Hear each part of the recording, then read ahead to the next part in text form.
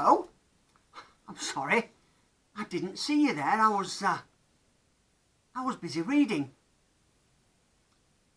Hands up how many of you enjoy reading a good book. Go on, put your hands up. Let me count. 1, 2, 3, 4, 5, 7. Oh gosh, that's lots of you. That's really good. I'm really glad you enjoy reading. How many of you enjoy reading stories from the Bible? 1, 2, 3, 4. What? That's nearly all of you. I really like reading. I like reading adventure stories. I like reading mysteries. I like reading because you can learn lots of different things. And sometimes, even at my age, I come across words. New words. Sometimes I don't know what the meaning of the word is. Sometimes I'm not sure how to pronounce the word properly. And maybe I have to go and look it up, or I have to really think about it. I wonder if you could guess 2 of the words that I think are amongst the hardest words to say. Go on, I'll give you a minute. What do you think they'll be? Do you think they'll be words that are really difficult to spell? Do you think they might be really long words? No, that's not right.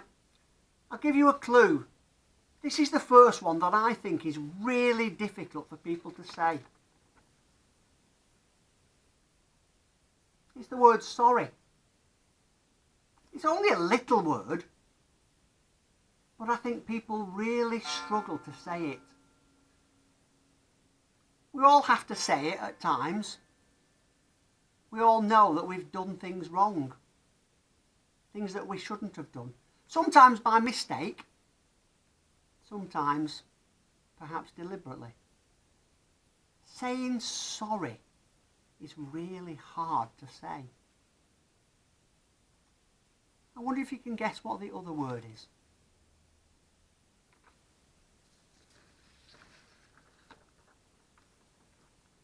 The other word is forgive.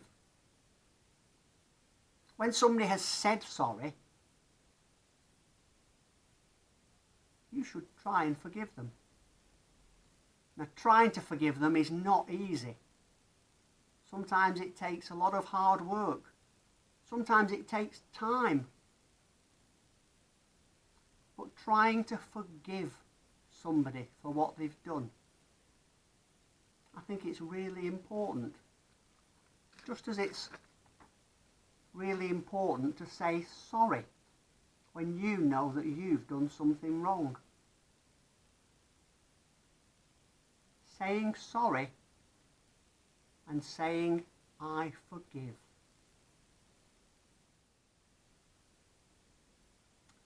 In our Bible story for today, it's all about forgiving people. And in the story, Peter, I like Peter because he asks lots of questions. Peter says to Jesus, how many times do I need to forgive somebody? Now Peter's probably thought about this and he thinks, well, if I do it 7 times, that's a lot. And Jesus says to him, no, you've got that wrong, Peter. It's not 7 times. It's not 7 times 7. It's not even 70 times 7. How many is that? How many is 70 times 7? Let's just...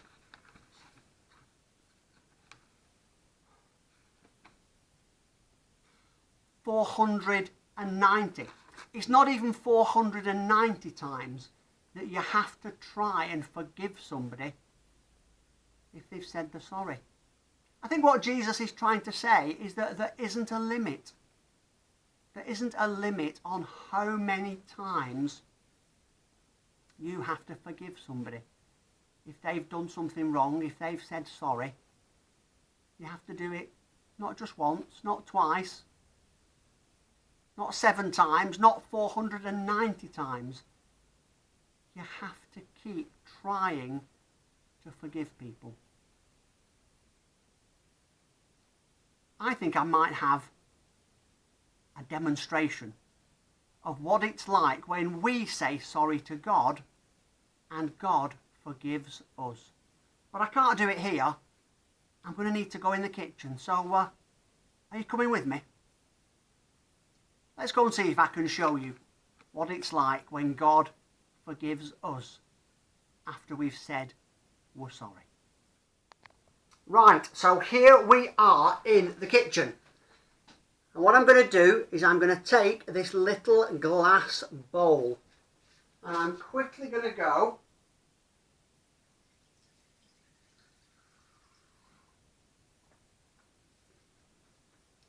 and I'm just going to go and fill it with some water. And then what I'm going to do is I'm going to take a pepper pot. I'm going to take a pepper pot and I'm going to empty the pepper onto the top of the water. Now these little grains of pepper, they represent all the things that we do wrong. They represent all the times we do things that we shouldn't, all the times that we say things that hurt other people. And as you can see, that's what it's like. It covers the surface of the water. It makes it all dirty and not very clean. So I wonder, how would that change when God forgives us after we say sorry? Well, let's see what happens when I just add a little bit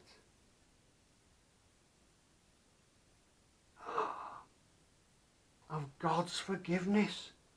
Did you see that?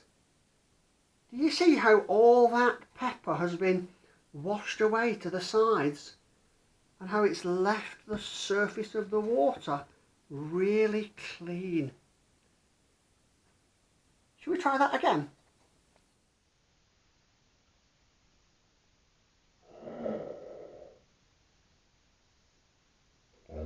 God's forgiveness. Did you see that? So, there you go. That's the lesson from our story today. It's a story about remembering how important it is to say that we're sorry. Sorry for things that we've done, sorry for things that we've said, sorry for things that have hurt other people. But it's also important that when people say sorry to us, that we try to forgive them. That we try to forgive them for what they've done, for what they've said, maybe for the promises that they've made that they've not been able to keep. And we don't just need to do it once, or 7 times, or 7 times 7, or 70 times 7. Because we need to remember that every time we say sorry to God and really mean what we say, God will offer us his forgiveness over and over and over again. Amen.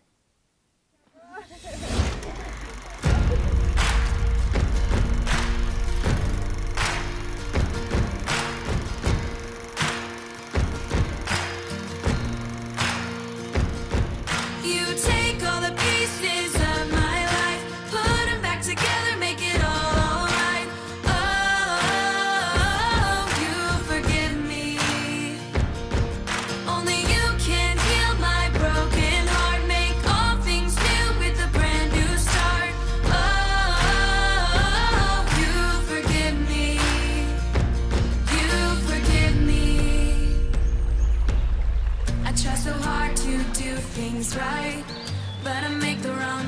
sometimes, and you forgive me.